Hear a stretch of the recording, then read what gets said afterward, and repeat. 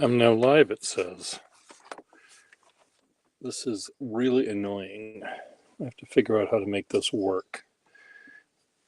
When the iPad is here looking down, the reflection of the lamp is right in the middle of what I'm doing. I don't like it one bit. But let's just see. My main thing was to find out if this new setup was not as jiggly. It might be a little jiggly, but it should be quite a bit better than it was. So I met a guy named Jonathan Weinberg at the Philly show, and he just was drawing a pineapple. I thought, well, I'll try to draw a pineapple too, except I should probably fill my pen with ink rather than not. But anyway, let's see how this goes.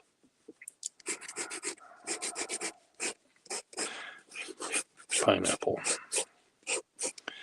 And I know there's the lines that go this way and the lines that go this way. There's the Fibonacci series and all that nonsense. But I'm not interested in that. I just wanted to see how this was going to work. Boy, this is really annoying, though. The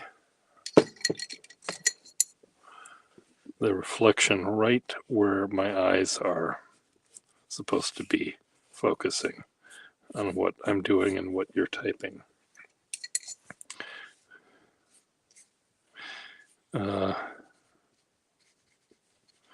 Jonathan also was using the famous Pierre Gustafson drawing fast method, and I'm glad he's using that. God damn it, system.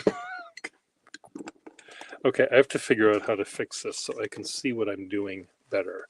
John Otham. Is that how I pronounce your name? John Otham? I'm going to set you down right here for a second. Don't go away.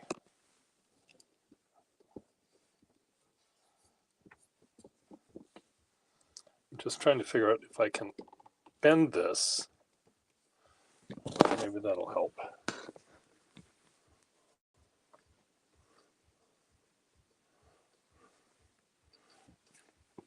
Helps a little bit.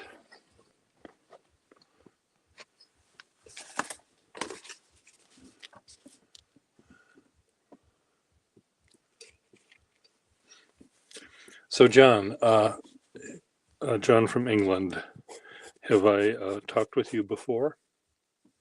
Would you like to join me now live?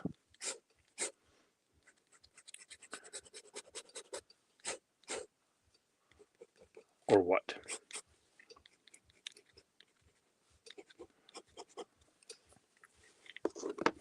Does anyone want to join me live?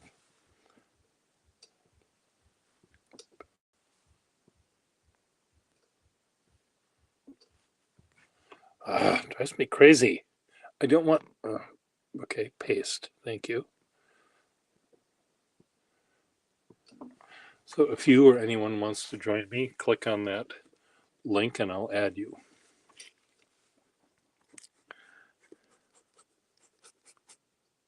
It does seem much less shaky. There's a little bit of shakiness that happens, but... Well, if you click on that link, do you see the link in the chatting box? If you click on that, that will bring you to Safari, and you'll join using the Safari thing. So the link, here's the link again.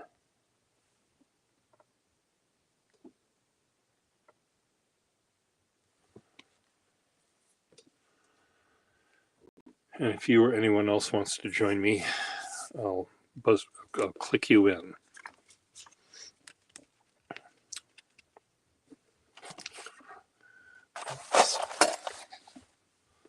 pile of boxes to get out of the way here.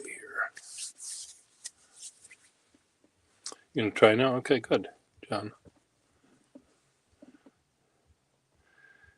Well, you do that. I'm gonna see if I can figure out a way. Will this help hold it in place? Shit, no, it won't. Stay. It makes me want to leave the studio. Do it up here. Will that work? Oh, look. That seems to work.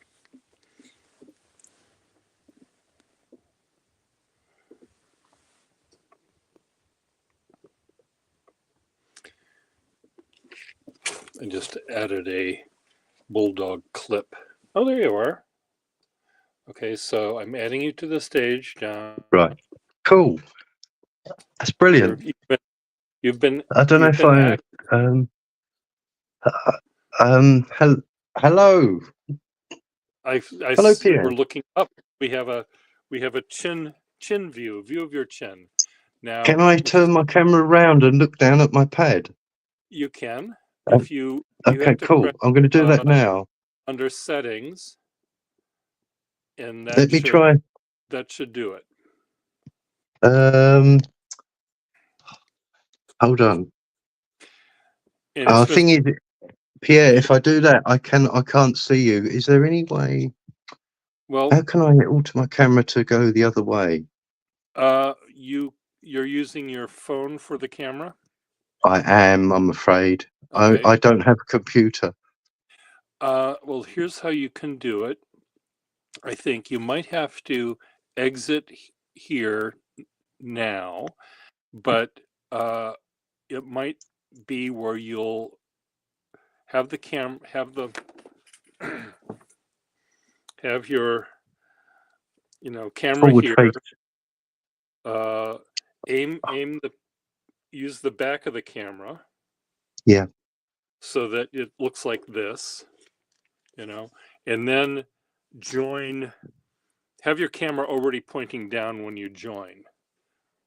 Okay, so do I leave where there's a cross in the corner? I'm gonna tell you I'm gonna kick you out, and then you're gonna set your camera so it's aiming down, and we'll try it again. Okay? Cool. Okay, remove from stage.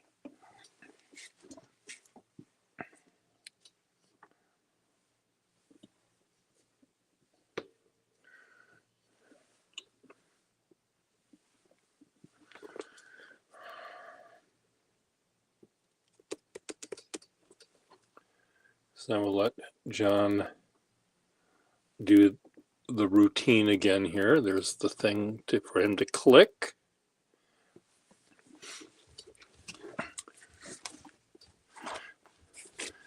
For those of you that might want to try this again, one of the easiest ways to make this work with your phone, you need your phone to be above your desk, but below your eyeball. So here's your eyeball, your eyelashes.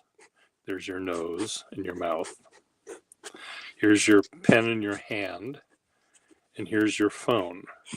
So you want to have the camera looking down at you, but you also want to see what you're doing and what I'm doing here, and read what people say here. So you have to set this up where it's between you, your eyeball, and your paper. And the easiest way to have that happen, or an easy way to have that happen, is here's your desk. Oh, you're back.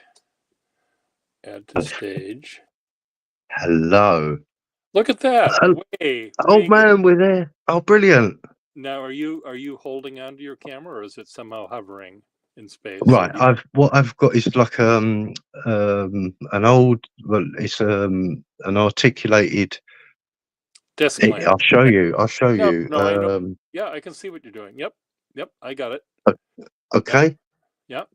Perfect. And this is like my mess. Well, see, I knew that we belonged together. Right. Yeah, we're of the same. I've got some pens here. I don't know. I didn't want to bust in on your live stream. Oh, that's okay. I mean, this live stream is kind of a test for me because I just changed my little articulated iPad holder for something Yeah. that doesn't sway back and forth as much because people were getting seasick. So I know. I did actually watch your last one, and I saw your setup, and your desk looks basically exactly the same as mine, and it's left to right and mess on both sides at the moment. So this is the middle. But I think this is less jiggly. Before it was doing this a lot, and I think wobbling. I fixed it. Yeah. So what I've got is mine. Wobble. Yeah. But it's it's way better than it was. So. Is it independent from your table? No, it's just that the table that I'm sitting at, it's a very thin board. I'm not actually sitting at a table. I'm sitting in front of a bunch of flat files, and so the ledge this ledge underneath this is a thin piece of plywood that jiggles. Yeah. Very similar. Yeah, my desk is a bit wobbly, but I've got my actual whole setup set up on the window ledge on my window. Oh, okay. So I mean, I can if I touch it, it wobbles, obviously. Yeah. But I'm happy with it. I've only just started. This is my first live stream, really. So with you, I promise to be gentle, John. I'm sorry about the state of my hands as well. And my fingernail. Yeah. You're part of the club. Oh, good. So okay, cool. So if your camera jiggles, I'll know that it's an earthquake in England. Yeah. We had an earthquake here yesterday in Boston. Really? And right. And I thought what it sounded like, or it felt like someone was in a pickup truck carrying big pieces of lumber down the hallway outside my door, because the whole room shook. And I said, is that an earthquake? And I went online, and evidently there was an earthquake of 4.1 on the Richter scale, about 60 miles away from here or so. Right, because where are you? Are you Boston or? I'm in Boston, so we had. Oh, you are, yeah. 4.1 earthquake, so I'm in the blue. Oh my God! Is that just off the coast as well, isn't it? Well, it's right off the coast, and yeah. So anyway, I've been in, I think 3 earthquakes. One was in California, and I was there for a wedding, and everyone that was there staying at the hotel with me were native Californians, and none of them woke up because they're used to it, I guess. But I woke up. Up, and I felt it, and I felt another one here in Boston once upon a time, and then the one yesterday. So that's crazy. Do you get that's crazy in England? Well, we do. We get them. I mean, I think we get them virtually every day. Basically, I think if you think about, plate tectonics and the way they move, but I mean, very minor ones we don't really feel. But I mean, I have actually been in an earthquake myself, actually, in New Zealand. Oh wow! I was in the South Island. I was right down the bottom near Fiordland, which is like, it was amazing. I mean, it was a 7.8 earthquake, and I was in my camper van with my girlfriend, and we actually thought there were a load of snowboarders rocking our camper van. And I opened the window and looked out, and everything, and I was right by a lake, and the lake had been dead still all evening, and suddenly there were waves on the lake, and it was crazy. It was absolutely crazy. Well, it was a big. it was a lake rather than the ocean. Otherwise, it would have Yeah, been it a was late. tsunami warning. We were 80 kilometers away from the epicenter, but it was Okay. right down near, right down in the Fiordland area, which is right down the sort of bottom of the South Island. But yeah, it's amazing. Crazy, isn't it? What sort of Right, pens? I'm gonna get a couple of pens out, and I mean, I've got a few pens actually. You might be able to actually shed some light on. I don't know. See, Um, my pen knowledge is good up to a point, and then it's Oh. just guesswork. But Yeah. Well, I tell you what, I'll show you a pen. I don't know anything about. I bought a bunch of pens from. I think it was the Pengineer. I don't know if you know the fellow. I don't. No, he anyway, I bought a bunch of German piston filler pens. Oh dear. Okay. Yeah, I don't know Uh, anything about them, but I'll be happy to look at them. Well, that's my thing, but I this is a pen here, and I don't know if I can actually show it to you Well, I'm properly. seeing some of it. It looks like it's from the 30s or 40s. Well, this is what I'm thinking, but I've, there's not much information about these sort of pens. Yeah. Um, Well, it would be. I mean, someone in your neck of the woods would know more about them than I would. I think. Yeah, this is the thing. I'm from obviously England, and a lot of my pens I buy are from Germany Okay. because that's my thing, really. I mean, Yeah. I do like my Pelicans and things, and old vintage ones, and Yeah. I'm more. It's more my nibs I'm interested in. I'm more interested in the nibs, I think. Well, that's what got me into them is the nibs. Yeah, I think that's why I watch your channel, Pierre. Oh, well, thank you. And some of the nibs, I mean, they're superb, and obviously your writing is beautiful. Oh, well, thank you. I You know, I just some of the strokes you make and those lines are fantastic. I've got another little interesting pen here, actually. Another one I don't really know much about. It's a German pen, but it's a Reform. Okay. But it's like a really tiny little pocket pen. Yeah. See if I can bring it up. Can you see that? Or I can see. It looks like it would grow into a nice sized pen if you post it, because it's very short. Exactly. When it's closed. Right. Exactly. I'll show you what I mean. Now the trouble with this is, right, no nib, and the actual feeder's like rotten. Oh dear. Well. Yeah, I know. And the trouble with it is I'm back to front here. I'm mirrored, aren't I? Yeah. The feed has rotted. But if I pull the feed out, yeah, it's like a shape. Huh. Aha, here we go. The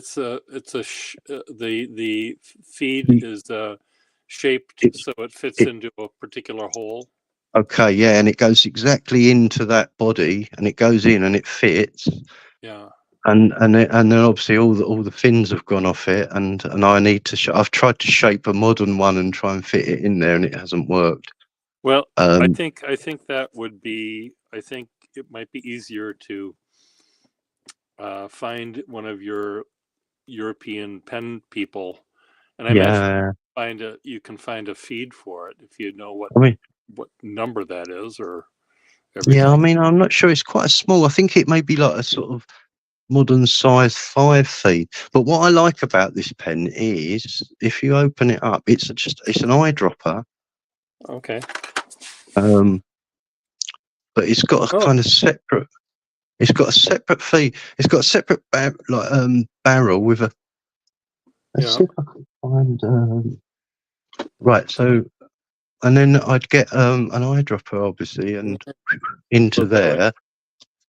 Up like that, and then you drop that on top of it, and then inside that, inside the section there, right down in there, the end of this has got a little like relief cut in it that fits in. like concave, and it goes down and it seals on it. Yeah. So it's a really good design. And Yeah. I'm um, wondering whether Friedrich just joined us here, and he might know that pen. So you're saying that's a Reform? yeah, if I show you, if it's got a beautiful cap on it. Yeah. Well, Um, Friedrich, do you want to join us? I'm going to invite him to join us because he might know that pen better than I. Well, yeah, he certainly would know better than I do. I So mean, let's it's see if but he. it's Baker. It's a Baker hard rubber. Sorry, Yeah. the whole pen is really. Well, he knows that it's a German pen, so he understands that. So he Well, might know. Let's see if he well, wants to let's join us. invite. That'd be brilliant if we could Yeah. find So out let's. anymore. Yeah, Friedrich has been a guest on my channel for a long time, and he's connected with Europe. He was born in Germany, I think, so he Oh, knows. really? I think he'll tell you that in a minute if he does show up. He sounds like he's from the United States, but I think he was born in Germany. And if he Oh, wants, he might be he, might be able to help there. yeah, and he knows more about European pens than I do. So if he wants to join us, he can. Oh, that'd be great. That'd be great.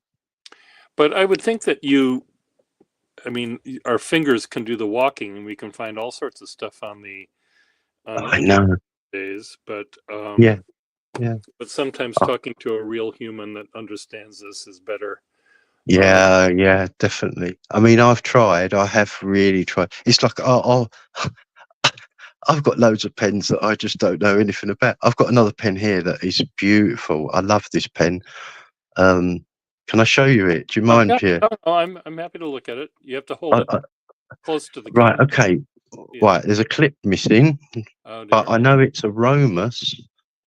And I know there's an Indian pen company now, Romus, which is like a new, but it's like a cracked sort of icy, well, it's like celluloid pen.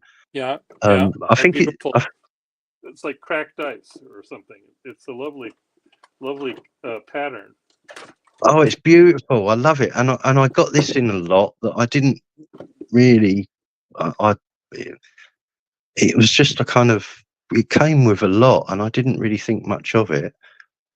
But the clip, Okay, I'm letting Friedrich in. So, oh, fantastic. Yeah. so Friedrich, this is John. John, this is Friedrich. Hello, Friedrich.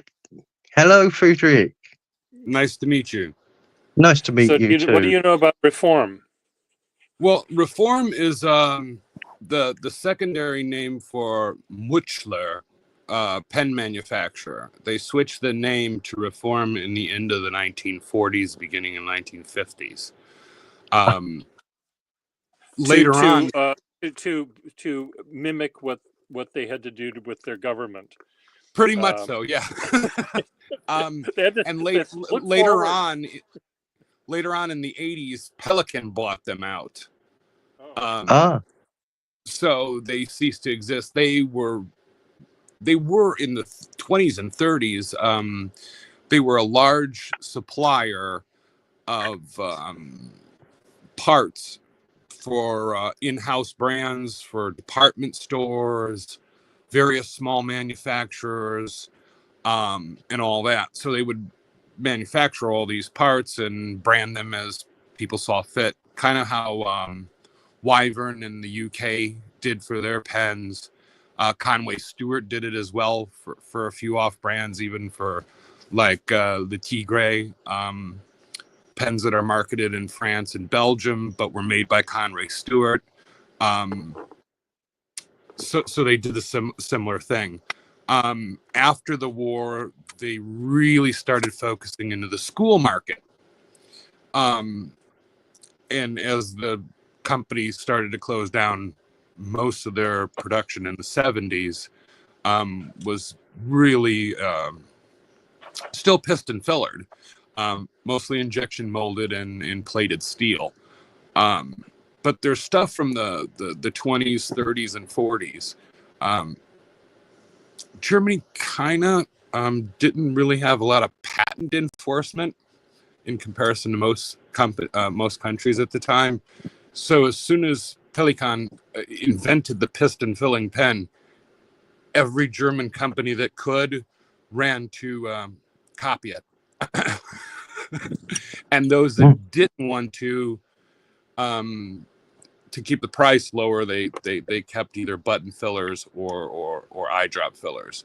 You won't find too many German lever fillers. It just never really caught on there. And Schaefer and Waterman were really big on spending a lot of legal money fighting European patents for that. So the German companies just went in a different direction.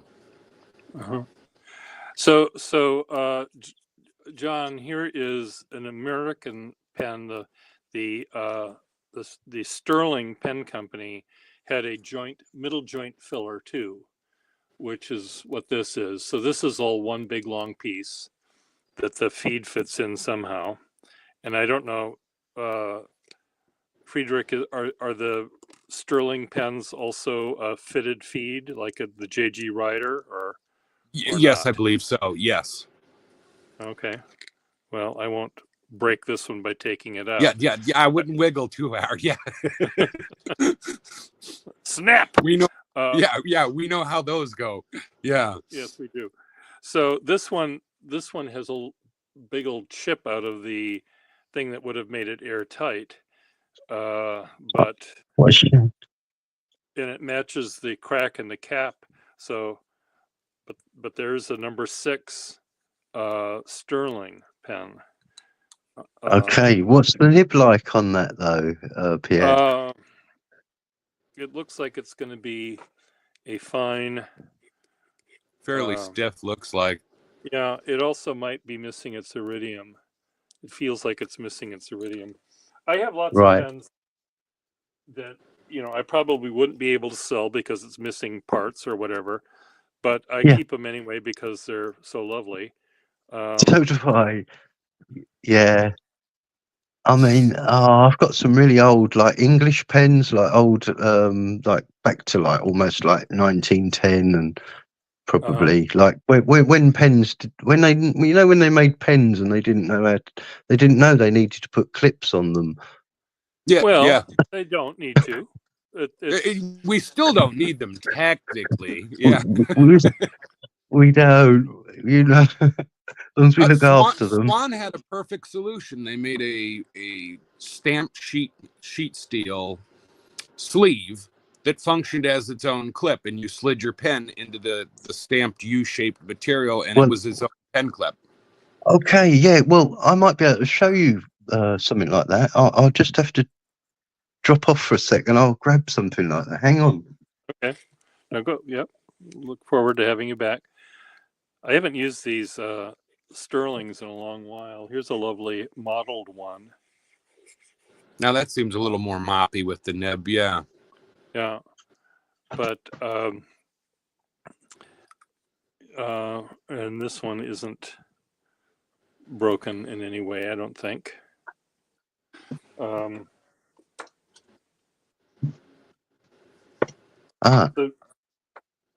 Okay. I don't know. I've got some pens here. Here we go. Right. Now, I think this may be what you were talking about, Friedrich. Like, yes, that is exactly what I was talking about. Yes. Right. That was one solution to, we're not going to attach a clip to our pens, but we'll offer these. And they also sold them in a sterling silver version too, in case you wanted upmarket. Yeah. Well, you know what? This is pewter, I think. But I was going to bling it up and gold plate. I've actually got a gold plating machine. I was thinking of gold plating it, but I thought that'd be sacrilege. Keep it pewter. God, and I've left.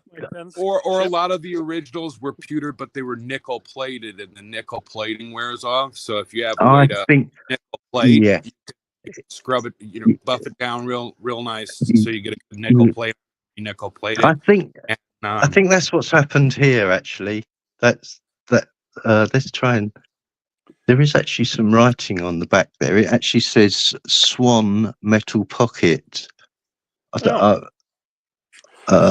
They could have just made an entire shirt, couldn't they? Right. Yeah. Oh. Just the pocket. I'd have bought one.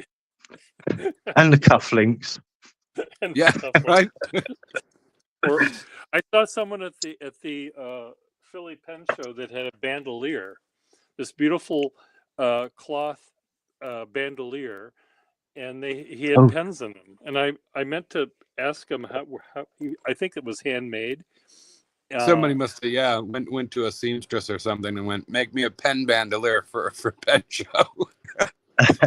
It was, But that's better really, than the fishing vest idea. I like that. Yeah. I like it too. But my fear is always this one. The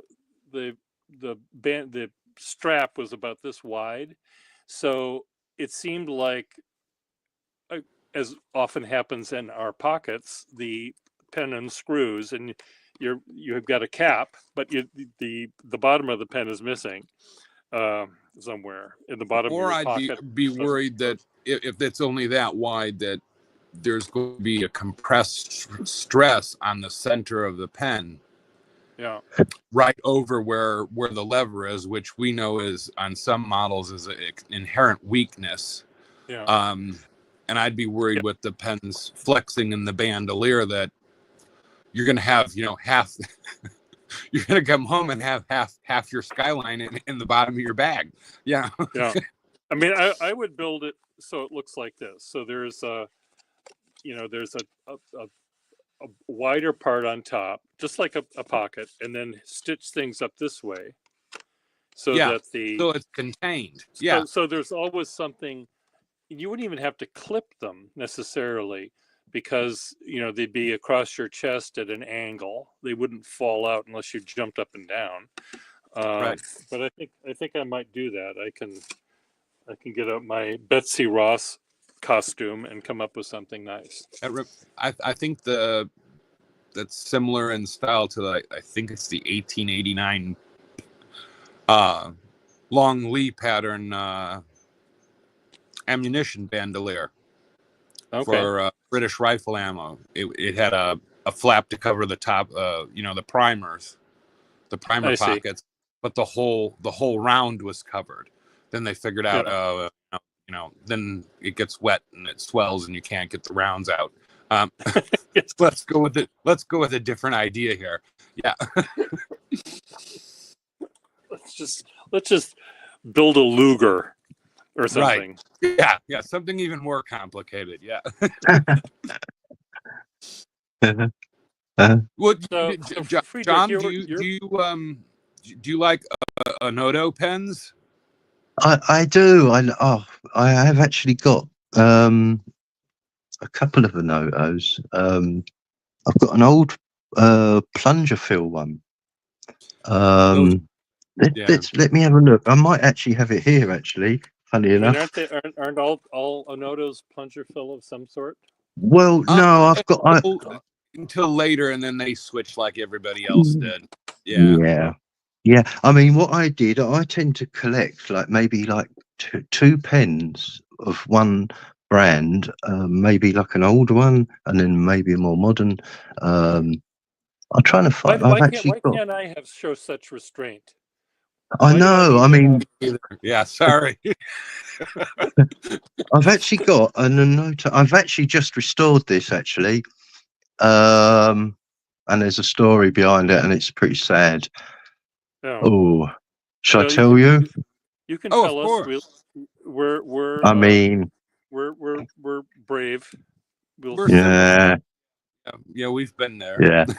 Yeah, it's sad really, but it works and I'm happy now. But okay, it started off right. Okay, I bought this pen about a year ago, and it's a Onoto. It's probably over 100 years old. It's nothing special. It's no flashness to it. But the nib is. I'm trying to find a way to show you. I'm not very good at lining things up, but it's got a nice old nib on it. Let's put it Yeah. that way. And it's a broad, and it's a nice broad, and it's got ebonite fare and everything else. And the plunger filler didn't work on it, and I used to dip it. And then I thought one day I'm going to get round to buying a kit to repair it. So I bought a kit from a chap, I can't remember his name, but he's actually making parts for these, which is quite amazing because it's over 100 years old, and he's making the actual rods. He's making cups, like the cup at the bottom. Yeah. I've bought a few things from him out of the UK. To Okay. Yeah. He also will. They're expensive, but he also at times will custom make replacement hard rubber caps for need them. Right. So what happened is I cocked up and I drilled out this end to get the pin out to get the end off it, and I've repaired it with a little bit, but I've just got to colour this still. I don't know if you can see. I made a bit of a balls up. I tried to get, like the pin that holds the actual plunger end. Yeah. Because there's a funny way of actually accessing this. You can't just you can't get to the. No, it's not like Waterman where you just tap the pin out the rear of the safety and it just spins out. No. No. And I actually have a feeling that someone actually repaired this before, because when I looked inside and the actual, it wasn't the original on the end of the rod here, the actual plunger, the cup. Yeah. It looked like someone had repaired. And I think when they put the pin through the end of the actual knob here, if I can show you, I'll just see, I might actually have this inked up. So far, I don't hear the sad part, but you're getting to that, I think. Yeah. Well, the sad part was, Pierre, that. Yeah. Right, that's good. Right, that's good news. Right, so I've emptied this and cleaned it. I didn't want to plunge a load of ink out then. Yeah, I basically I tried to drill out the end of the actual cap hit, the plunger knob, and I broke the pin, and I cocked and I snapped the end of the cap. Okay, so I repaired that's the it. bad part. Okay. It's bad because it was in actually good condition, and I can't really post it anymore. It used to post really well. But I'm still working on this, and I will repair it properly. But what I did manage to do was get all new parts in it, and I think it does actually suck up ink now, which I might try and do now. I might try it. That's all that matters, really. Should I try and give it a go? Give it a go. You're on live TV. We'll see if it works. Yeah. I'll set myself up for failure here. I'm going to tip that up. That's my old Parker Quink. So. Well, I've broken many pens trying to fix them on live YouTube. So that's one of the reasons why no one asks me to repair pens for them, because they see me. I don't edit out the mistakes. Well, it's bad as soon as Pierre grabs the leather glove and the pair of pliers. Yeah. That's what. Let's see if this goes anywhere. I don't know. That's when everyone hides under the bed until they hear the all clear alarm, or more likely the God damn it. Yeah. Oh yeah. Yeah. Oh, look at that though. Well, the pen is much happier now. Yeah. Yeah. It's with the trauma. It's well, the nice part is, as long as the trauma is fresh on hard rubber, it can be repaired. It's when the trauma isn't fresh that you cannot get epoxy or any other substance to stick to the hard rubber to repair it. But as long as the trauma is fresh, or you're willing to make old trauma a little bit larger and a little more fresher, you can repair it. Yeah. So if I take a little crack that's old and make it a big crack, I can glue you can make it stick with black 3-minute epoxy. Yeah. And then polish it down. Yeah. That's more than my pay grade. for what I do. But Fictious Maximus says that's a weird looking pineapple. There we go. Here's a pineapple. Oh That's my weird. word, that's beautiful. That's weird looking too. But so Friedrich, do you watch Jonathan Weinberg's channel? I do. In fact, I just left a Facebook message for him because he had left a video of how to pronounce Pelican from yes. the U.S. from the U.S. distributor, which he couldn't even pronounce it in English or German, and I had to leave a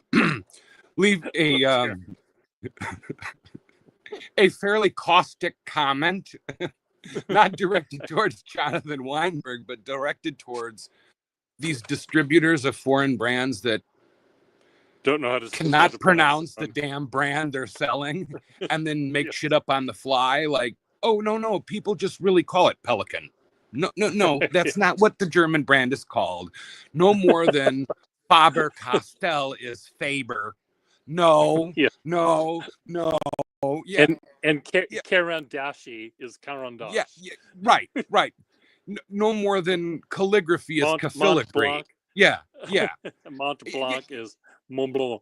So yeah, it just, I don't mind. I know they pander to the local colloquial audience, but don't invent shit. No. Really, the company's okay with being called this. No, that's not their real name. Let's just be honest. Well, you can't pronounce it. It's okay. Yeah. Anyway, he's going to be joining me on this weekend at some point. I had a really fun time talking with him at the Penn show, and he said he had a book that has my name written all over it. Did you see that book, Friedrich? Yes, I saw. And if I remember correctly, I've read excerpts from that book. I didn't know that was the same individual. It is the same. Small world. Yeah. So, no matter how large we think the world is, or how few and far between we are, it really truly is a very insular society in some circles. Especially if the circles are, a small. Once the group that you belong to is less than 1% of the world's population, chances are you're going to connect with someone that in more ways than one, maybe. So yeah. we lost John. He fell off the planet. I wonder if his internet kicked out on him, or. So we had an earthquake here yesterday we had an earthquake, which I felt here in Boston. Was it off the banks? It was off of Maine, about an hour north of here. Okay, so roughly a Grand Banks area. Okay, that doesn't surprise me. It's like our area is technically earthquake prone here. It's just we haven't had a real big one. Although the last time we had one here, it reversed the flow of the Mississippi River. So hopefully that doesn't happen again. I hope so. Friedrich must press. You can join us again if you'd like, John. Yeah, just hit the same link. It should let you right back. Yeah. So the comedian Red Fox from Sanford and Son? Yeah. Friedrich? Yeah. He would always say, "I'm coming, Elizabeth. Elizabeth, I'm coming. It's the big one." Remember that? It turned out that he was doing a live stand-up show, and he was having a heart attack, and people thought he was joking. People thought he was joking, and it was part of the act. Yeah. But anyway, he died right then and there. Well, that happened. There was a Japanese host, TV host that used to do, like, you know how the Japanese have those weird game shows that they host or Yeah. whatever. Yeah. But they shoved him off a raft and into a rice paddy, cracked all the vertebrae in his neck and paralyzed himself. And they left him Oh, face no. down in the mud because they Where thought he he was drowned. playing. And it wasn't until they pulled him out like 15 minutes later, and he's paralyzed from the waist down, you know, brain damage and all this, because they thought he was just playing to the whole thing. Well, he couldn't speak, and he couldn't respond to the fact that he had injured himself, but they thought he was playing dead, and they're just dear.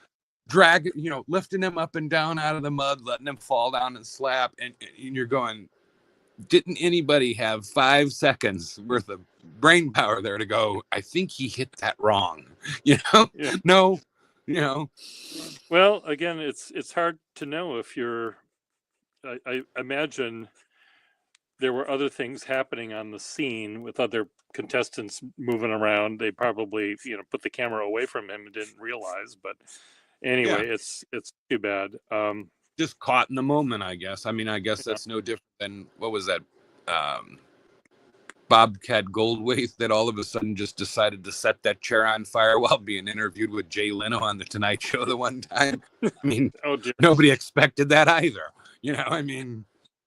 So before I make a mistake, the next time I mention that German pen brand that's named after the bird, how am I supposed to pronounce it? Pelikan. Pelikan. Okay. Pelikan. Yeah. Pelikan. Pelikan. Yeah. Pelikan. So you were born in Germany, right? Or Austria? Correct. Germany. And Germany. And how long did you live there before moving? Till I was USA? 4. Okay. So And then we moved here, and then I went back and forth visiting my grandparents in the summer till they passed away when I was 12. okay. So your accent didn't stick. The language didn't stick. I purposely made effort for it not to. Oh, dear. School was a a point of contention. Let's just say, Well, growing up entirely different from many aspects, you just don't want yet another thing for somebody to just constantly poke at and make fun of playground. you. know? Yes. So, plus I had a speech impediment as a child, so I had a lot of speech therapy. Oh dear. Yeah, the new school rules brought in by Gerald Ford. So I received a lot of speech therapy. So that's you're probably a helps, too. you're a youngster. How old are you, if I can remember? I turned 60 in March. Okay. So 8 years younger than I am. Yeah. So I didn't have to suffer through Gerald Ford's new school rules, I guess. Yeah, no. That was before they brought in all we're going to have special ed, and we're going to have this, and we're going to have all these specialized classes. And before then, they just kicked kids out. Oh, you're a moron. Get out of here. You know, you can't do this. Get out of here. Yeah. No, they had to make accommodations for everything. So it's just, it's very strange. I didn't know what a gluten was. I still don't really know what it is, but I know that we didn't have special menus. We either ate what was on our plate or we starved. It was very simple. Pretty much so. Yeah. Now, occasionally, my ex-boyfriend was extremely allergic to peanuts. So his mother realized that he's dying because he ate this. So she learned not to cook that. But right here, Jonathan is back. Let's see if he can stay this time. Oh, But hi. I'm sorry. okay. Sorry, I dropped out then. Oh, yeah, sorry about it. I pressed the wrong button, I think. Okay, well, don't press any buttons. So what does that say? What I noticed was in the top image up here, I had a mirror image, so everything I was writing was coming out a mirror image. Okay, yeah. There is a way to But I've fix that sorted it. somehow, but anyway, I've done No, it. I've sorted it there. you sorted it. Sorry, Okay. guys, I didn't want to interrupt you. No. no problem. No, you're fine. You're fine. Friedrich, I just noticed you were talking earlier. You were talking about Wyvern, the company, an English company. Wyvern? Wyvern. Yeah. Yeah, I'm not. Yeah, I've got an old. WYVER. I think I've got an old Wyvern here. It's got a really lovely nib on it. It's a lever fill. I've actually restored this, but yeah, it's like an Art Deco clip. I don't know. Can you see that? Yeah. Um, Yeah. It's really nice old pen.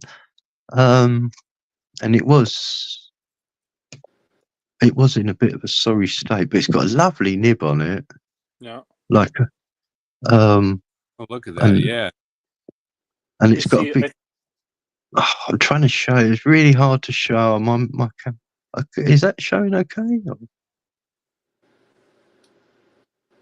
I'll try and. Do you know what?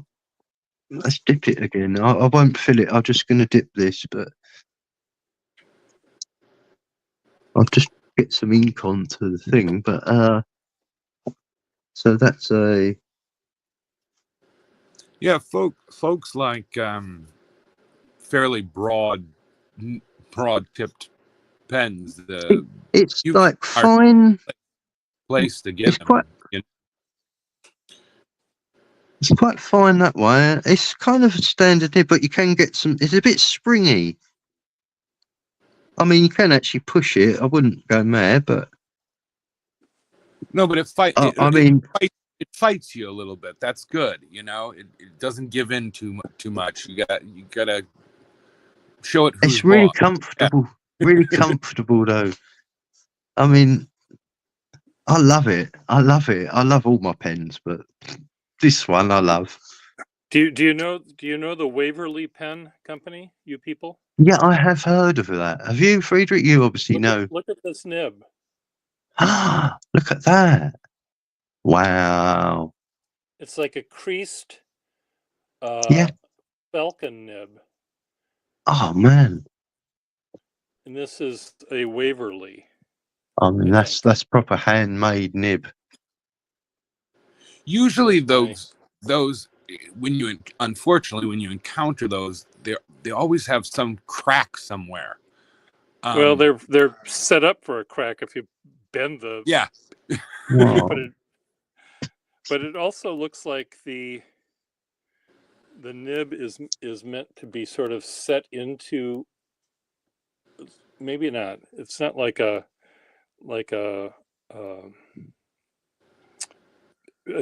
Parker 75 nib.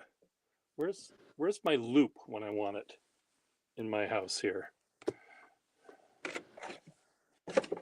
Friedrich, where did I put my loop?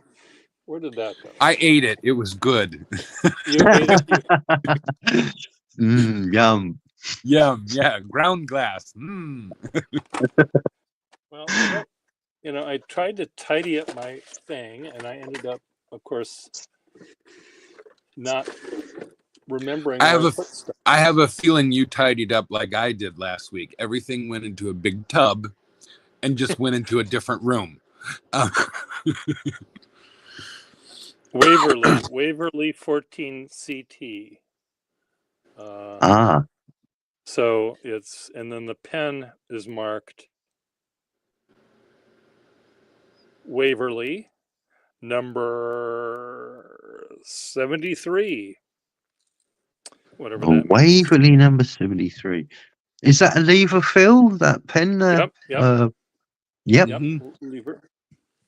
And Waverly, is that an American company, isn't it? No, it's English. No. It's UK. Yeah. Oh, is it really? Yeah. Oh, okay. Yeah. Okay, cool. I think that's what Lovely. it says. Okay. I think some of the number, Waverly barrels might even say British made on them as opposed to this one says Right. Okay, yeah. They could have been made in Ireland or. McNavern 3, Cameron. That sounds CAMERON. Scottish. And then it says made in Great Britain. Not just Oh, England, not just Britain, but Great yeah. Britain. Well, that Ah, was you. Not merely England. Yeah. So I don't know whether, Jonathan, we've got some people here that wear the MAGA hats, except it says "Make America Great Britain Again," which I think we should have done. We should have gave up a Oh, long time ago. Yeah. I'm hoping with all the rah-rah, Canada just decides to invade and save us. Yes, I hope so. Canada, Yeah. Greenland, and Mexico. Yes.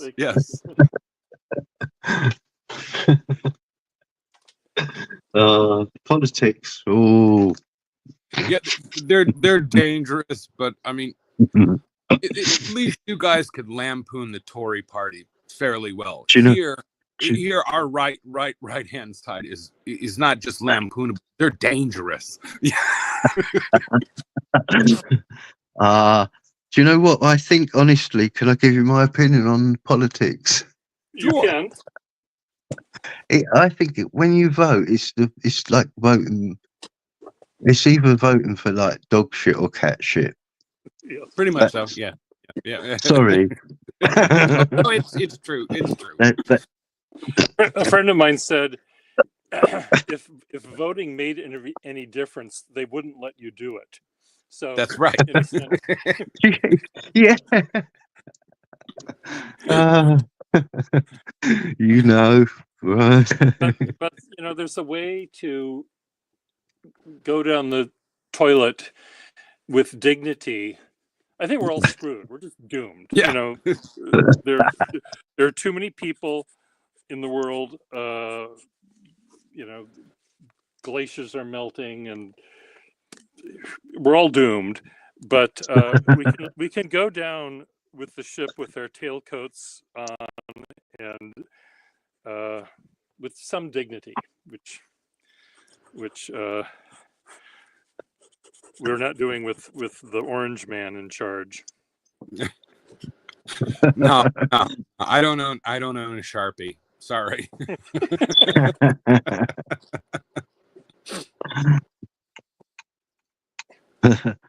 I have the best Sharpies ever. You people, Yeah. you don't understand. Sharpies are the best pen ever made because I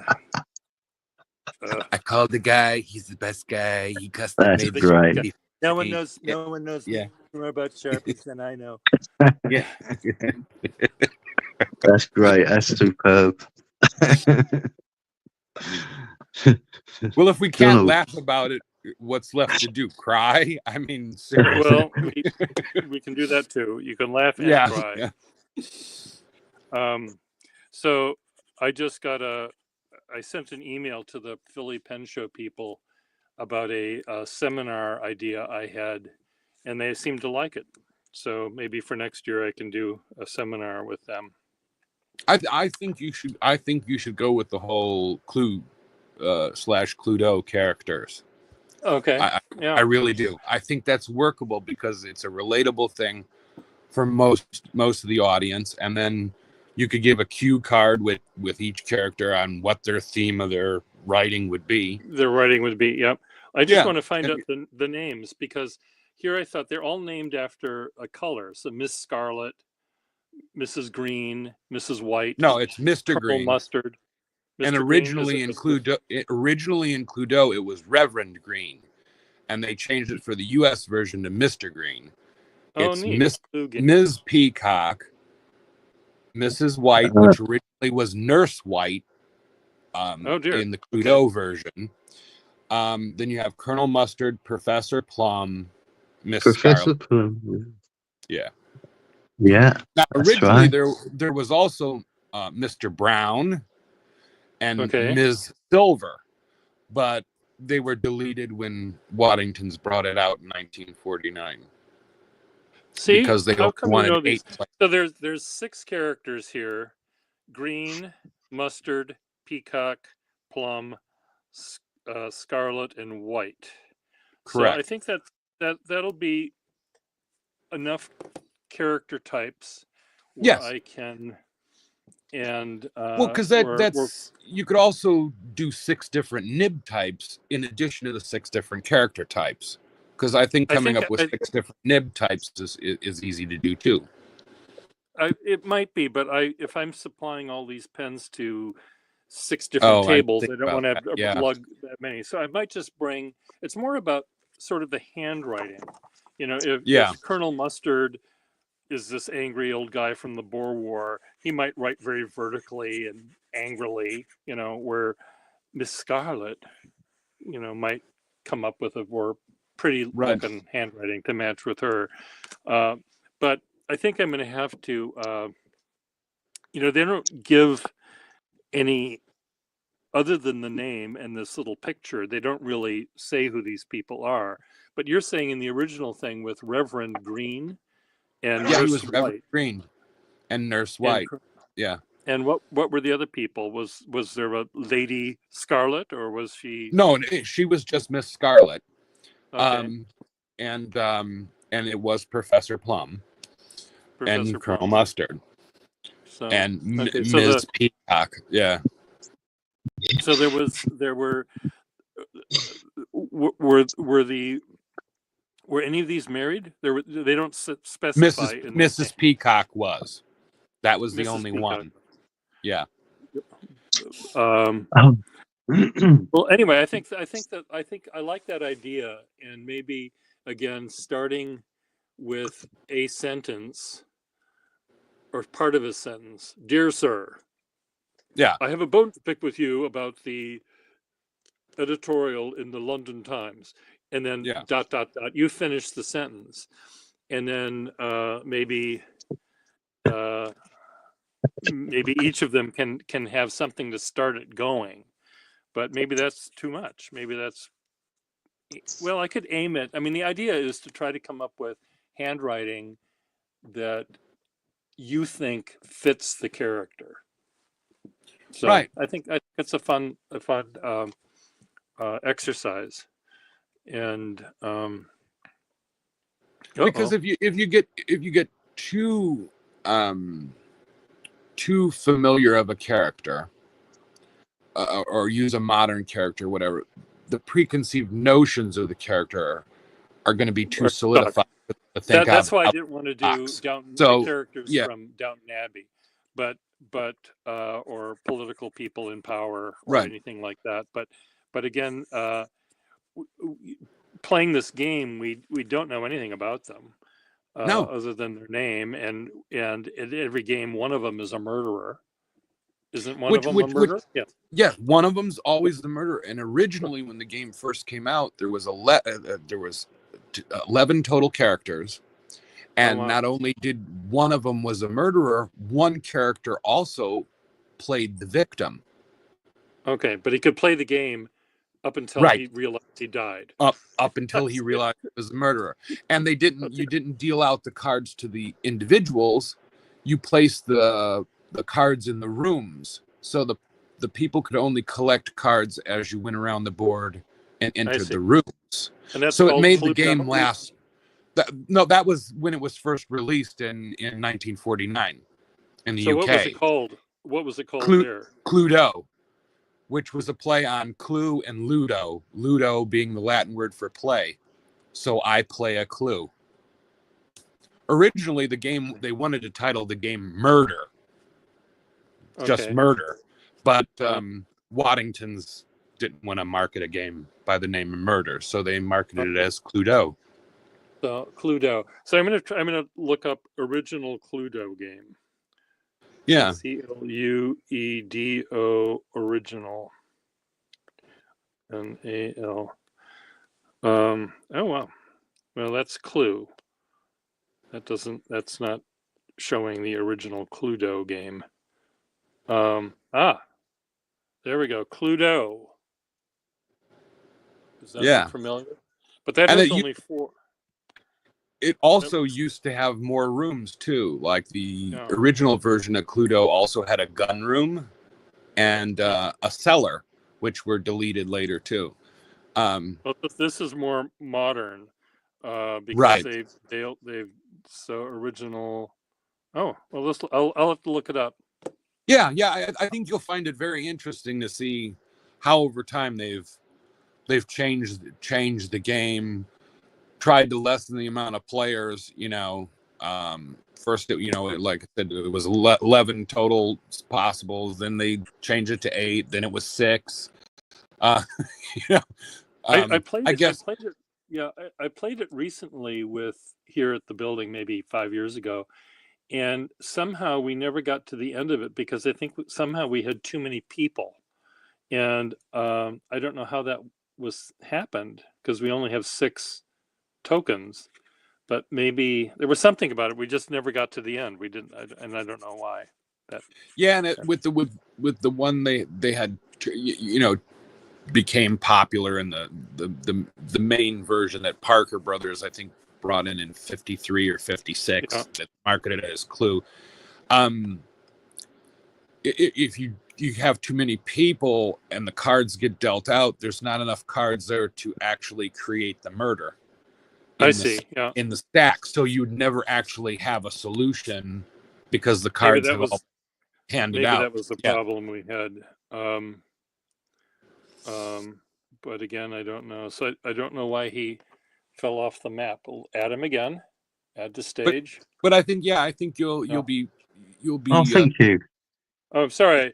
I Hi guys. Sorry, man. You're Sorry. pressing the wrong button. It's a good thing you don't Yeah. look for the Strategic Air Command anti-ballistic missile. I'm an base. idiot. We're gonna I'm have- an idiot. Oops! I pressed the wrong button. I'm sorry. Big piece of gaffer's tape right over that button. No. Oh dear. I'm listening though. I'm enjoying listening to you. Well, the fun thing about my little groups here is the conversation goes off the rails almost immediately, Of course, yeah.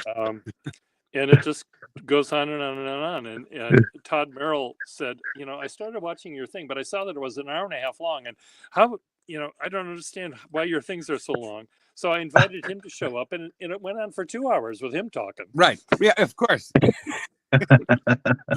I had And Todd, when you see this, don't. No, not at all.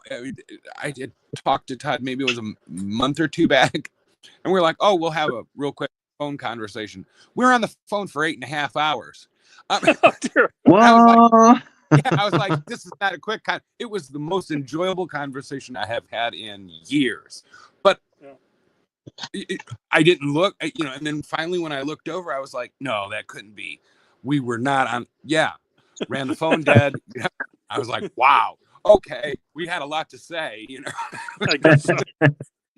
Well, when he first joined me for the first time live, it ended up where he was talking with Mitch, and they were talking about music and typewriters and cameras, and it just went all over the place. And I got up and had lunch. I came back later. They're still talking. Yeah. Yeah. Well, at least lately we're a little more well behaved than what we used to be a few years back. I mean, we used to go right into the gutter immediately. Yeah. The gutters where many of us feel very comfortable, but yes, but it's nice to stay a little tidier sometimes. Yes. But so Friedrich, would you be willing, if I can find maybe you and Todd Merrill and maybe just 3 would be good to try out this little game that I have, this little clue thing? Of course. Because I think, I know that we 3, I can say, let's have a flexible nib, let's have a fine nib, let's have a sort of a broad. Yeah, and or broad. Yeah. And then, we each draw or have handwriting that's unique. I would love to see Todd Merrill write in any way that's different from his crazy swashbuckling. I think it would be hard. He's so good at at uh, using a gallon of ink every sentence, and has this great way of interchanging cursive and printed lettering, and it might be interesting to see if he's able to force himself to write in a dainty, ladylike manner, or whatever Yeah, it might be. that would be interesting, because I mean his writing sometimes almost reminds me of like a Baroque fugue starting from Bach. I mean, it's coming from all angles, and there's I enough think he would. harmonious blue on the page to scare most people away, thinking it's an incident. An but it's incident. gorgeous. Yeah. Yeah, No, it is. Yeah, I agree. Yeah, definitely. But in the work that I sometimes do, where I have to supply handwritten letters or journals for a photo shoot or a movie, and then sometimes when I'm trying to imitate something that actually exists, it's kind of fun to write in someone else's persona, and I find it a lot of fun. And I think most people at a seminar would enjoy doing it too, where I write the first part of a sentence and they finish it, and then ask people around the room to write, how did you end that sentence? How did Miss Scarlet end that sentence? How did Colonel Mustard finish that line? I think that would be fun to see. And not only could they take that away as the exercise for their own handwriting, but they could take that away as a postcard type of game to do with their pen friends. Here, let me send you a postcard that has these prompts on it, and you fill it out and then create a postcard for the next one, and then you could all compare to how you imagined these characters to write a sentence. I mean, or some people could go down a completely different route, like, what ink would you imagine Angry Colonel Mustard to use? Is he going to use, Audacious Brown, or is he going to just use Waterman Black? I mean, or is Colonel Mustard on such a niggardly pension from the Royal Air Force that he takes his ink and waters it down so much that it's hardly visible, Right. Is it that gray wash water,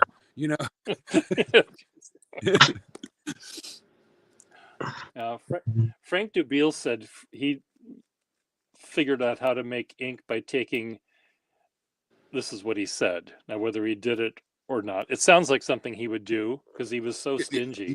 Frank, he took lead from a lead pencil, ground it up with a hammer and pestle or whatever, and added water and put that in his pens, and somehow this slurry would come out.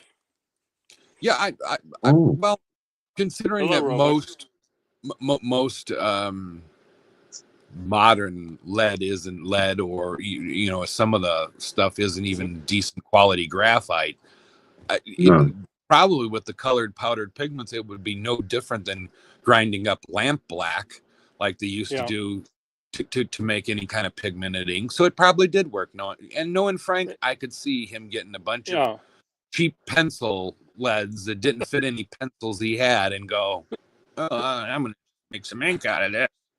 Yeah. No, it's very, very much like him. So hello, Scraff. Hello.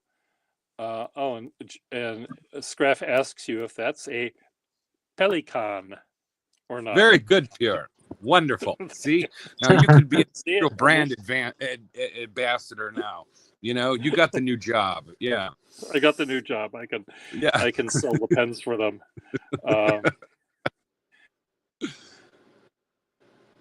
Well, I'm hoping that Jonathan Weiner will. Is it Weiner? I'm sorry. What's his name? Weinberg. Weinberg. Yeah, Weinberg. I think. Yeah. There's a Jonathan Weiner that lives in my building, and that's the brain cell that just popped up in my head. But I'm sure he'll smile at your comment. I hope. I hope so. Yeah. I hope so. Yeah. Because it wasn't directed at him. It was just like, yet again, here we go, another brand rep. I mean, he told that story to me in Philly, and I said, well, I didn't want to believe it, but I could imagine that maybe it's easier. Oh, I'm sure it's easier. Just like people running around going lammy. No, la.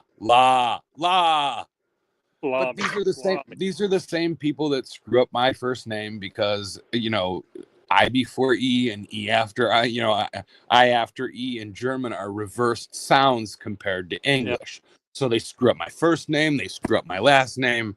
I've dealt with this in my whole life. So yes.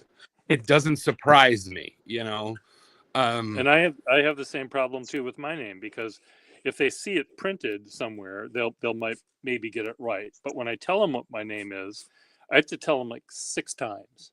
Yeah. No, pier. Like the thing you tie a boat to. Pier. Like the thing the thing that you take a long walk off a short one. That's the one. So you were doing a watercolor here. We're making a lovely sunset. Well, it is actually. It's Schaefer Retro Sunset. It's a lovely ink. Actually. Is that a newer ink Schaefer just released, or? No, about a year ago I got it. It's a really I use it with all my vintage pens really, but it's a really wet ink. Yeah, it's nice. Okay, it's nice. Now Scraff wants to know, is that a Pelican pen you're using? Because the suspense is killing him. Oh, me? Are you talking to me? I guess so. That's my old Pelican. Oh, sorry. Yeah, my Pelican 100N. Gunter Wagner. Or as Friedrich will correct you, Pelican. Pelican. I'm from Essex, so it's a Pelican. Well, they say a lot of things about people from Essex, but I won't repeat what I've heard over the years. Was it big hands, big gloves? Yeah, along those lines, yeah. Actually, while I'm here, can I ask you a question? You might be able to shed some light on this nib. I won't know, but sure. Friedrich will. I don't know. It's the only nib I've got that's got a star on the back end here. There's no.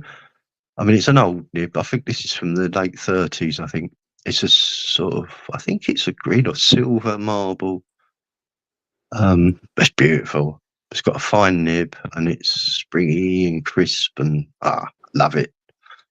It's like an 8-pointed star, right? It's really hard to explain. It's very faint. I think it's worn, but it normally obviously you'd have a fine, a medium, a broad, whatever.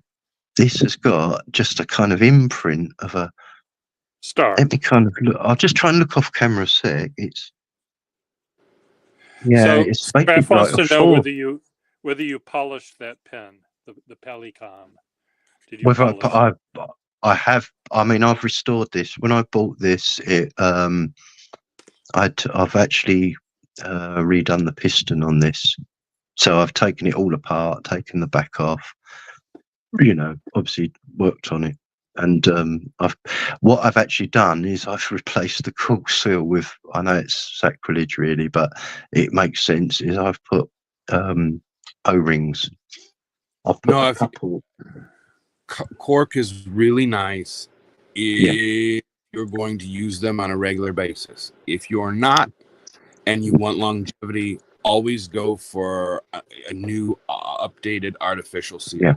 Problem with Yeah. any of the seals is most people won't do it that way. But unless you're going to do it the old Mont Blanc or Pelican way, where you soak the cork in paraffin wax that's dissolved in spirit first, in then install beeswax it. and Yeah, cork exactly. will not last unless you store your pens with liquid in it, and most people don't go through that step, and then the cork deteriorates back to the same step. So it's best just to, if you could slip O-rings on there, or some of the model like 100s, 100 NN and 100N. Sometimes you could just switch the piston head to a later model, depending, because all the 100, they're not the same size barrel for some reason. No, because they're that's made. right. No, so but you're spot on there.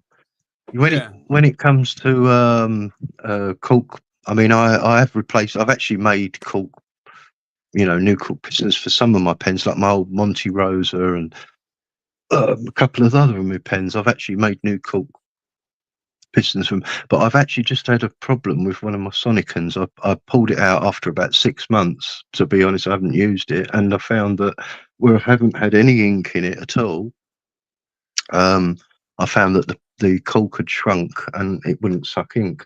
But what I did find is, obviously, if I left the pen in water, milk, like an inky water mix, for a couple of days, it'll swell back up. And it did rehydrate, but I was a bit worried. Yeah, it's not hard to get teased after you go through all that effort, and then you're like, I know I fixed this.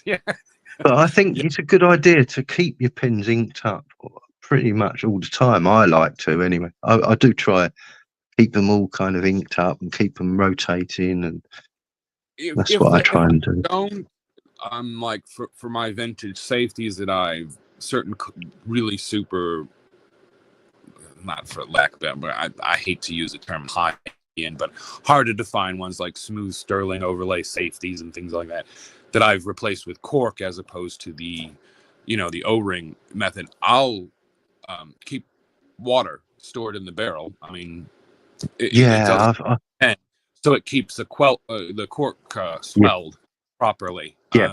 That's something I've learned, and it took me a while to realize that, but I've learned that it's actually, if you're not even using them, actually try and keep them with water in them or something, just to keep that hydrated well. But I was a bit worried when I pulled my pen out earlier, and it was I'm trying to find it, actually. I think it's here. I think it was this. On my this one here. The artificial. If I could slip new silicone O-rings on there, or Bruno rubber ones, that's the way I go. I could always do it later, and if I'm going to sell a pen, which, like Pierre and I were discussing about destashing your collection or downsizing, that's not going to happen realistically with me. Somebody will be dealing with this wheelbarrow. I mean, but I could, in theory, undo it, put the cork on if I was going to, sell it on. But for the user ones, I go the other route anymore. But I do enjoy actually fixing them. It is a real part of it for me, not just the writing and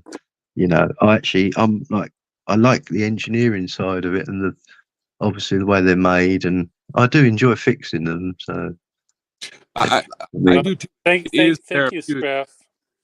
Therapeutic in its own way, until you encounter something that you go, I can't believe I just did that, or now this pen was 5 minutes ago, and now it's in 15 pieces, and I didn't do anything but touch it once, and it was just lightly soak it or heat it, and it just decided to shatter on its own.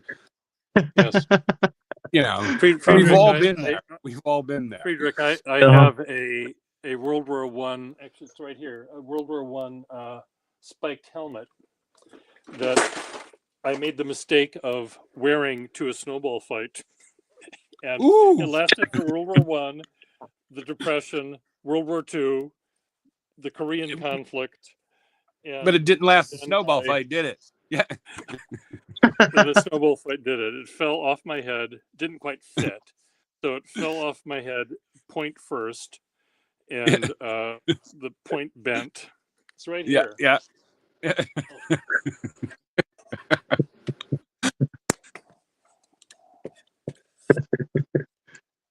So Oh yeah. Yeah. Yeah. That's all you. bent. Yeah. It's all bent.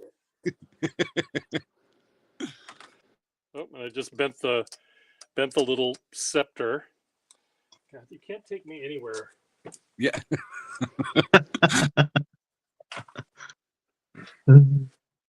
What is that? A pickelhaube? Is that how they pronounce Pickelhaube. it? Yeah. Pickelhaube. Yeah. Pickelhaube. So Scraff. Is Scraff from Germany? You want to join us, Scraff? I thought Scraff was from Hungary, if I remember correctly. Yeah. Maybe. He just said a pickelhaube. Yeah, I think he was from Hungary. If you want to join us, Scraff, let's all have fun. Let's have a big old party. The things I pull out, You have no idea. I mean, you have no idea no, what no. comes out of my Yeah.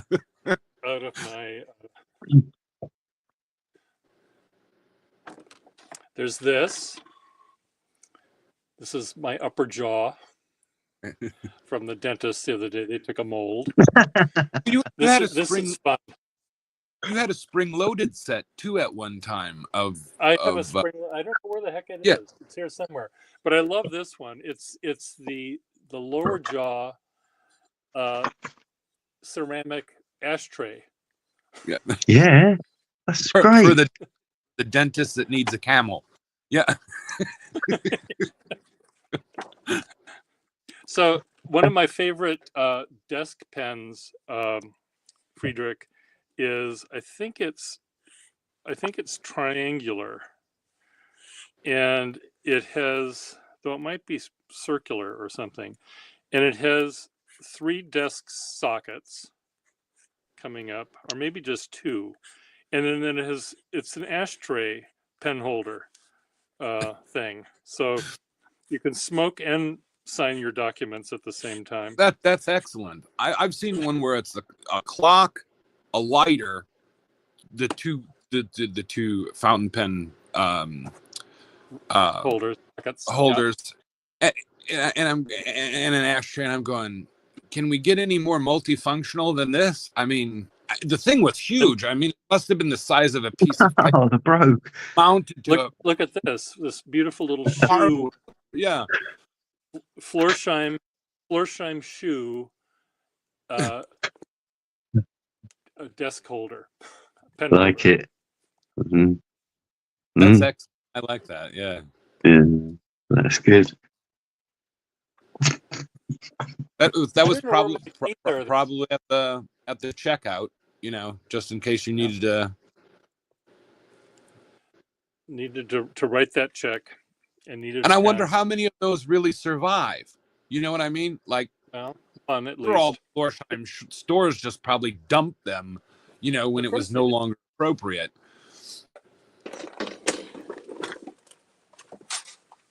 I just dropped leads all over the floor. Where's Frank to be able to pick them up and make ink out of? Right. Oh, John, this guy Oh fuck! And now was I thought I was bad. no. This guy was the king of like 10-watt light bulbs and disposable cups, and he was just what we would truly call a overly zealous, frugal, northeast Yankee, of the true sort. I mean, to the nth degree. Yeah. You must have been at his house then. Oh yes, yeah. The first time I was at his house. Never arrived time, Nathan always got there before me and bought all the Schaefer snorkels and things like that.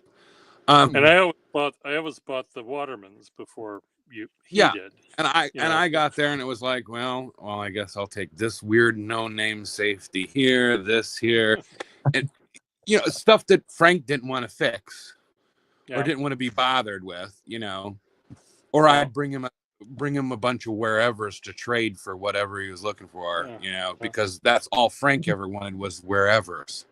Yeah, that was his thing.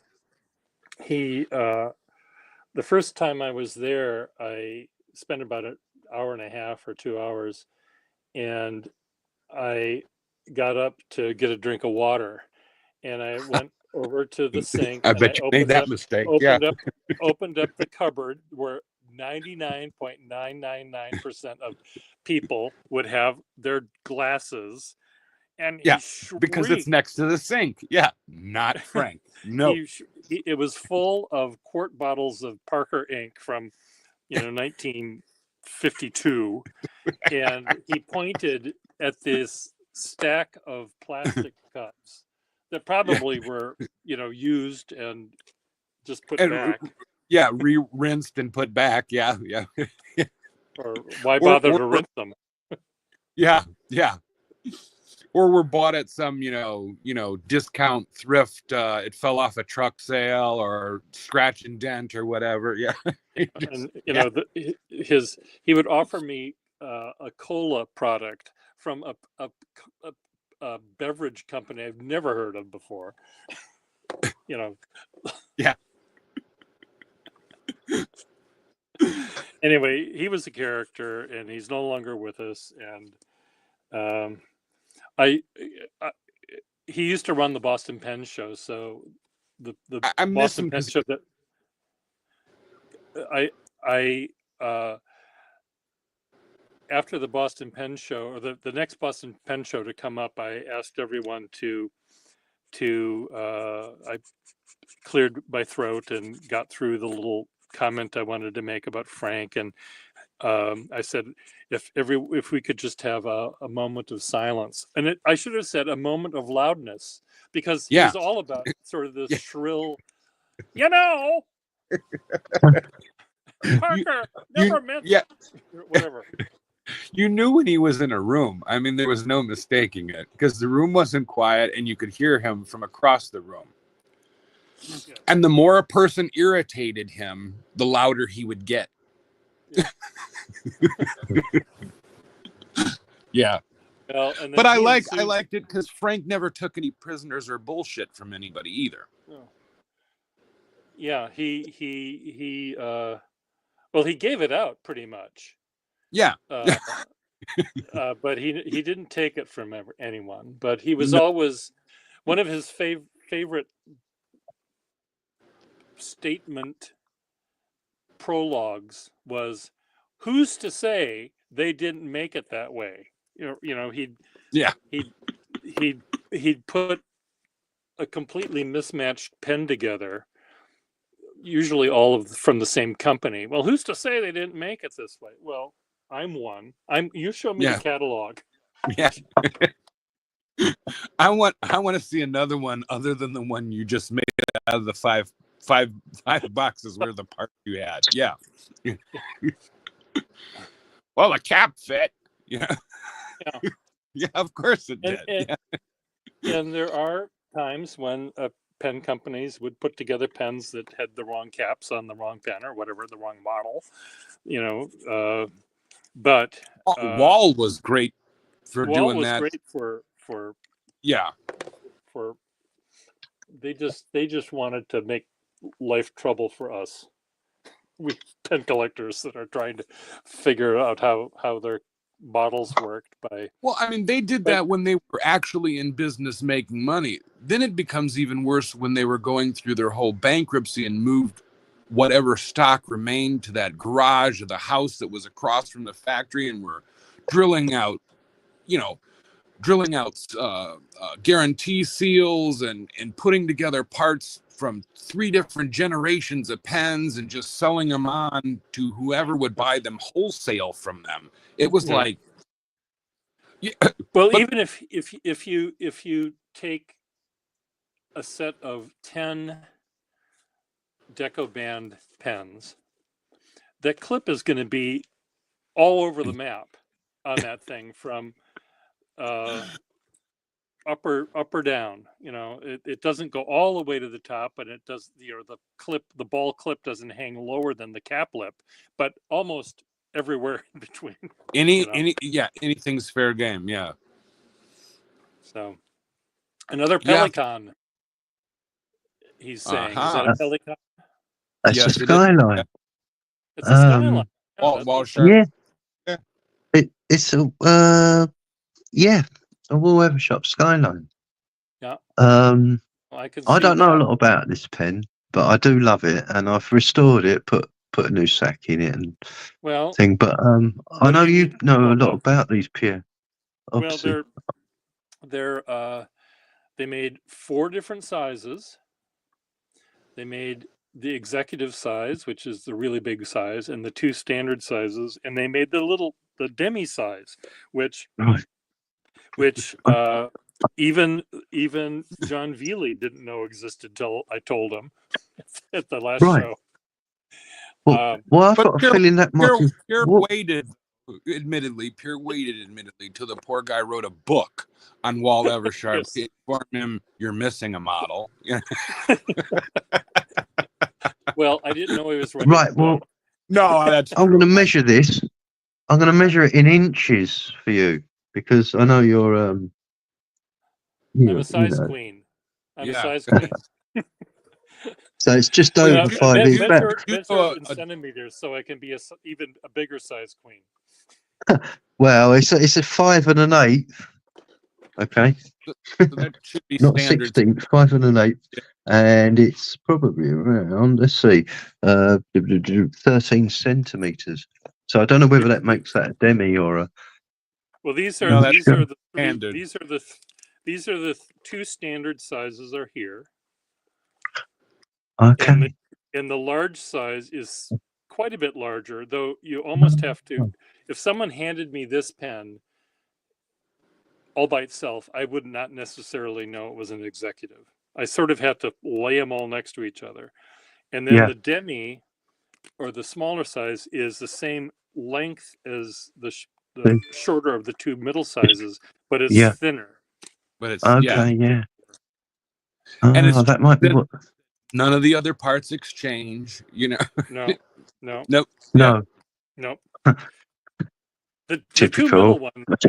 middle ones you can exchange all day long, almost. Yeah. They had different threading for the top, and sometimes the inner cap was a little short. It generally works. So I think that size. You said it was a 5 and an 1/8. Is that what you said? 5 and 1/8. Yeah. Yeah, But I I'm think not that's sure about. Okay, I'll find And out the which one nib? that is.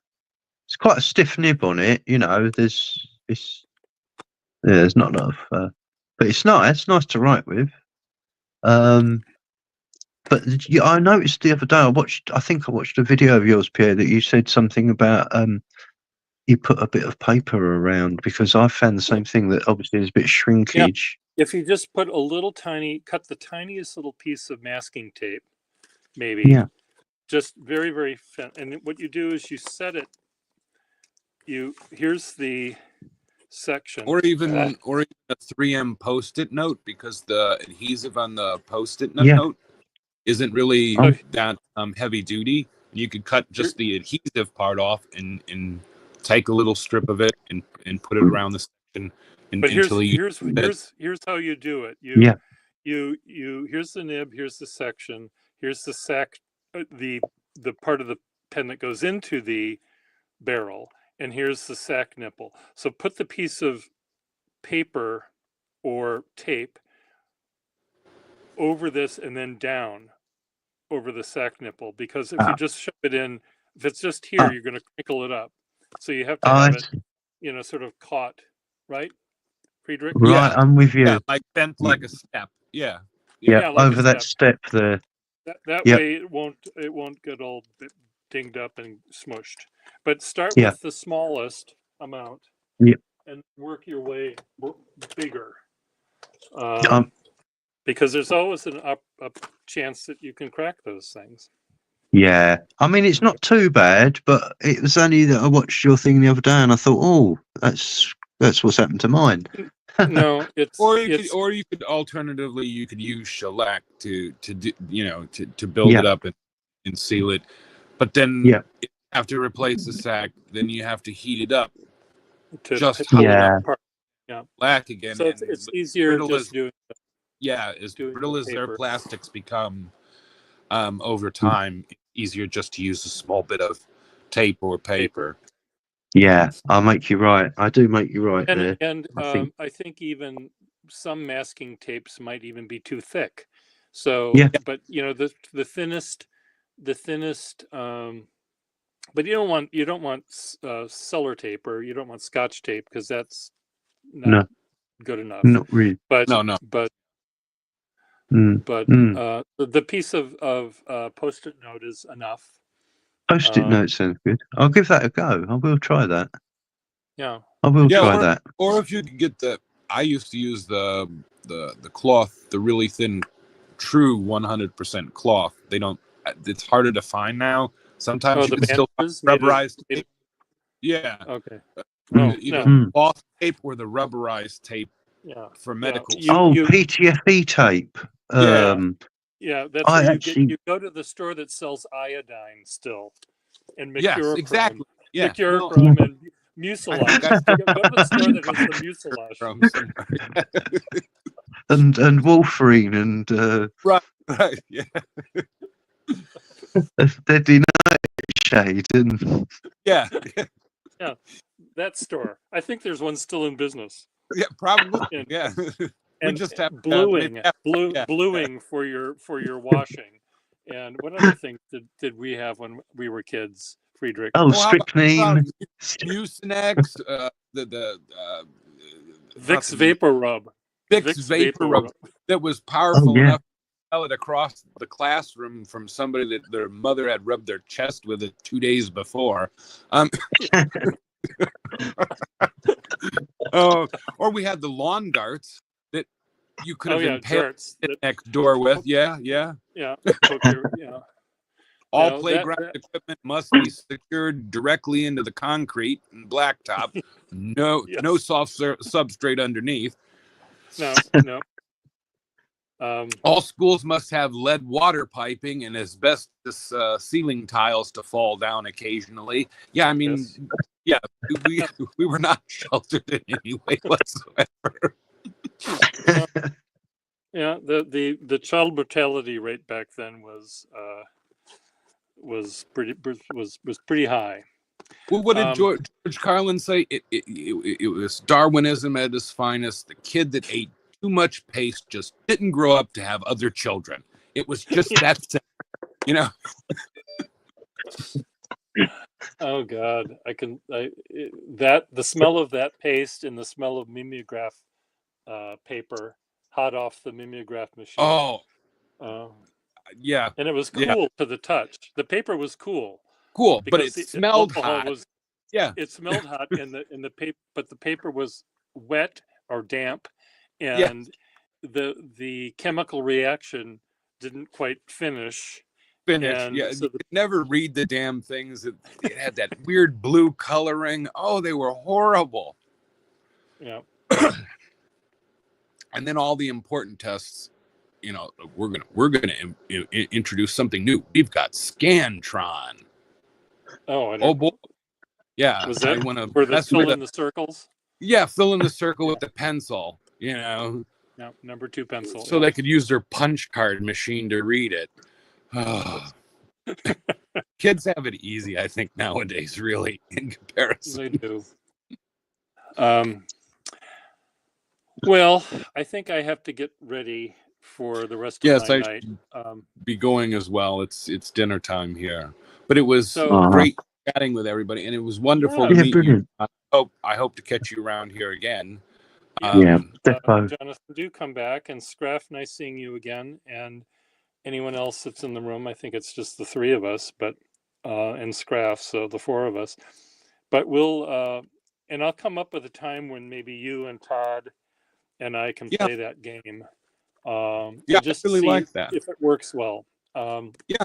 Because I think it can be fun, but I think so. I think so. Okay, very good. All right. See you Well, later. see you, everybody. Bye bye. Thanks, guys. Bye. Bye-bye. Bye. Bye bye. Bye.